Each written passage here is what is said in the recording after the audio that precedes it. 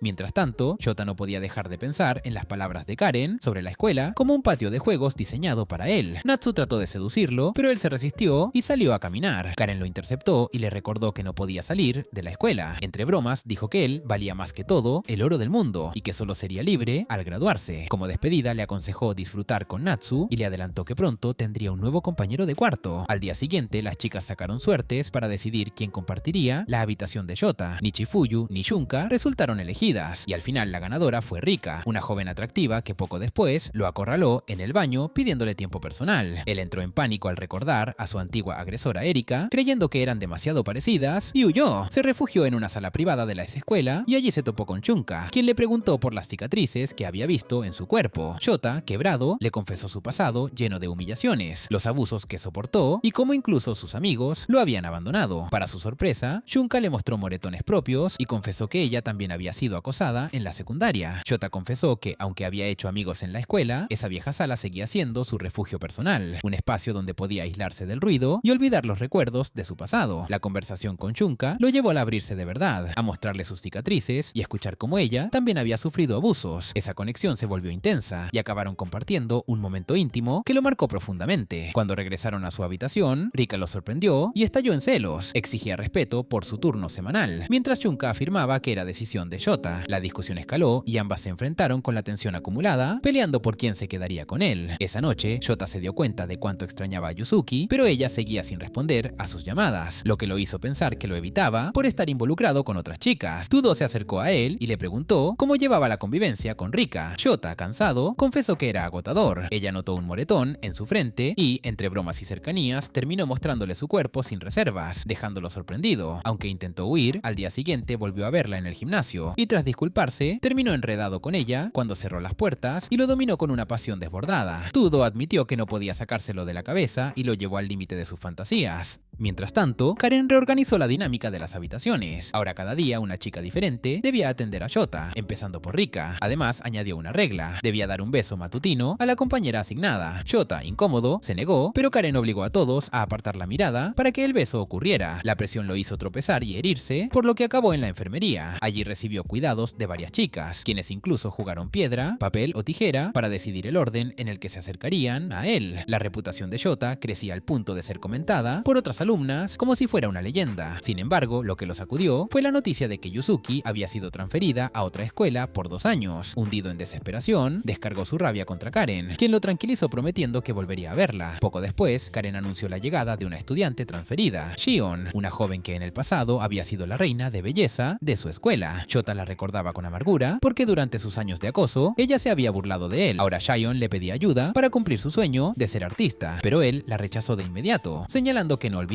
lo que ella le había hecho. La humillación de esa respuesta la dejó marcada, pero Karen explicó que Shion había pedido ser admitida para poder sobrevivir en un mundo donde la industria del entretenimiento había colapsado tras la muerte de casi todos los hombres. Karen presionó a Shota para que aceptara darle una oportunidad, incluso usándola como parte de las clases para exponerla frente a todos. Finalmente, en una azotea, Shota aceptó ayudarla, pero lo hizo desde la revancha. La puso en evidencia frente a las demás chicas, invirtiendo los roles de cómo ella lo había humillado en el pasado. Esa misma noche, le pidió a Karen algo más arriesgado: traerle a alguien específico. Con sus contactos en la UW, ella cumplió su petición y lo llevó hasta Erika, su antigua acosadora, que ahora trabajaba en oficios menores. Encadenada en una habitación, Erika intentó mostrarse desafiante, pero Karen la redujo a nada con solo recordarle que ya no tenía ningún poder. Cuando Shota se quedó a solas con ella, recordó todo lo que había soportado y la enfrentó. Aunque Erika creyó que él abusaría de su posición, lo que hizo fue mostrarle sus cicatrices, obligándola a ver lo que él había sufrido, mientras reía con amargura por la ironía de tenerla ahora a su merced. Mientras tanto, Karen informaba a la UW sobre sus avances. La organización seguía observando cómo Shota se convertía en el centro de todo, mientras planificaban el próximo movimiento para mantener el control. La presión aumentaba también sobre las demás alumnas, pues Karen las motivaba a ser más agresivas con él si querían subir de estatus en la escuela. Incluso las chicas más reservadas empezaron a acercarse. Horas después, Natsu intentó seducir a Shota en la piscina, pero la situación se convirtió en una competencia improvisada cuando las demás chicas llegaron y organizaron una carrera de natación. La tensión se intensificó cuando Natsu la transformó en una especie de vínculo extraño con Tudo y Shota, que terminó en una lucha bajo el agua. Esa noche, Shota disfrutó del consuelo de varias compañeras y pensó que quería que esa vida de ensueño no acabara nunca. Al día siguiente, eligió a una de las alumnas más inocentes para pasar la noche, pero la escena se ensució aún más cuando esa chica vio a Erika encadenada en el suelo de su cuarto. Shota se burló cruelmente de ella, de su pasado y de su exnovio hasta que Erika se desmayó entre lágrimas. Enfurecido, él dejó claro que para él 5 años no eran nada y siguió adelante con la chica que había elegido, mientras Erika observaba su humillación. Más tarde, Erika le pidió drogas y él se las entregó de la manera más degradante posible antes de volver a dormir. Mientras tanto, en otro frente, un agente estadounidense viajaba a Japón junto a Chloe, que resultaba ser su superior. En Japón, la UW discutía sobre sus movimientos e identificaba al supuesto emisario como Mansfield, perteneciente a la Oficina de Actividades de Mantenimiento de la Paz. La situación se tensaba porque los altos mandos sabían que algo se movía detrás de la fachada. En la escuela, Shota se encontró con su compañera asignada del día, pero la joven le dijo que estaba en su periodo. Esa misma noche, mantenía contacto con Erisa, quien le informó que el mensajero del cuartel general mundial ya estaba en camino y que el plan pronto se pondría en marcha. Días después, Shota compartía baño con Natsu, Tudo y Shunka, y lo que comenzó como un juego terminó en un descontrol absoluto de risas, gemidos y tensiones liberadas. Rika, celosa, apareció reclamando su propio turno y descargó todas sus habilidades marciales sobre él, hasta que lo obligó a complacerla a gritos. Para entonces, Shota ya se había convertido en el centro absoluto de la escuela, el hombre que podía estar con quien quisiera, donde quisiera, incluso en espacios públicos como la enfermería, la biblioteca o el aula. Lejos de esa decadencia, Reito y su grupo visitaban el hospital abandonado que parecía ocultar los orígenes del virus MK. El ambiente era hostil. Akane bromeaba sobre su virginidad para incomodarlo, y él solo admitió que consideraba a Mira alguien admirable. En medio de su exploración, encontraron un conducto de aire lo suficientemente suficientemente grande como para esconder un cuerpo, lo que solo aumentaba el misterio. En paralelo, el agente estadounidense se reunió con la doctora Kihara y reveló que en realidad no era Mansfield, sino solo su asistente, insinuando que el verdadero se encontraba en un lugar clave. Al mismo tiempo, Reito y su escuadrón atravesaban los conductos, pero terminaron cayendo torpemente sobre unas cajas. Ahí fueron sorprendidos por el director técnico de la UW, que amenazó con eliminarlos. Antes de que sus hombres apretaran el gatillo, un escuadrón especial intervino y los abatió. Fue entonces cuando apareció Chloe, revelando su identidad como Chloe Mansfield, líder del Departamento de Operaciones de Mantenimiento de la Paz. Confesó que se había infiltrado como estudiante de intercambio para investigar tanto a Reito como a los directores de la UW en Japón. El hospital comenzó a temblar, todo estaba cargado con explosivos. Reito, Maria, Akane, Sui y los demás escaparon a toda prisa hacia un helicóptero que Chloe había preparado, y segundos después el edificio voló en pedazos. Reito, frustrado, se lamentaba porque no habían descubierto nada concreto. Mientras tanto, en la escuela, las chicas peleaban por quién tendría a Yota a su lado cada día. Él, en cambio, se regodeaba en su nueva realidad, un paraíso personal en el que podía poseer a cualquiera, sin límites, como si toda la institución hubiera sido construida para satisfacerlo. Esa rutina duró hasta que Karen descubrió a Shion intentando escapar de la escuela. Ella gritaba que no era necesario un lugar tan sucio para que nacieran más hijos, pero sus protestas fueron apagadas por la noticia de la explosión en el hospital. En el helicóptero, Chloe cuestionaba a Reito, preguntándole si era realmente el único sobreviviente, dejando entrever que había encontrado inconsistencias en Japón. De vuelta en los despachos, la doctora Kihara informaba al consejo de la URUBERU sobre las investigaciones ilegales del director técnico, pero Hope, la asistente de Chloe, la acusó directamente de estar involucrada. Cuando intentaron arrestarla, Kihara se encontró rodeada por sus propios agentes, que le apuntaban con las armas, mientras Hope le sonreía como quien coloca una carta de triunfo sobre la mesa. Los agentes de la UW, armados y con rostro frío, anunciaron que habían recibido informes de Shutou, otro miembro de la junta, sobre todas las irregularidades que Kihara había estado ocultando. Hope no perdió tiempo y oficializó el arresto de Kihara junto con los dos miembros que la respaldaban, cargándolos con acusaciones graves, desde fabricar el virus MK hasta ignorar órdenes superiores y explotar a los japoneses como ratas de laboratorio. Mientras tanto, en el helicóptero, Chloe le abrió los ojos a Reito. Los directores japoneses nunca tuvieron intención real de ayudarlo a encontrar una cura. Todo había sido una farsa. Eso lo golpeó con la certeza de que Arata estaba en grave peligro por haberse atrevido a investigar el virus. Chloe explicó que la caída demográfica había hundido la economía, que la UW había provocado disturbios al exhibir públicamente a Reito, y que, para colmo, Arata ahora trabajaba con un grupo rebelde que luchaba contra el dominio de la UW. El recuerdo de aquella chica dulce de su pasado contrastaba brutalmente con la imagen de la mujer que ahora encabezaba a los terroristas. En la escuela, Shota acomodaba a Arata entre mantas, sorprendido por lo inocente que lucía al dormir, hasta que una explosión sacudió el edificio. Desde el helicóptero, Reito y su grupo vieron las llamas elevarse y Chloe los estremeció aún más con la noticia de que uno de los pocos hombres sobrevivientes había caído en manos de Izanami. Shota despertó en un hospital de Ciudad Kimon después de soñar con Yuzuki. Karen estaba a su lado disculpándose por todo el caos y le explicó que un comando terrorista había intentado secuestrarlo. La tensión apenas se aligeró cuando Suaren irrumpió por la puerta llorando de preocupación. Esa noche, afuera del hospital, Karen le mostró el cerco eléctrico y le advirtió que su vida era demasiado valiosa para seguir jugando al héroe. Shota, inflado de ego, presumió que era el único hombre en el mundo, pero Karen lo aterrizó al recordarle que había otros 4 inmunes al virus MK,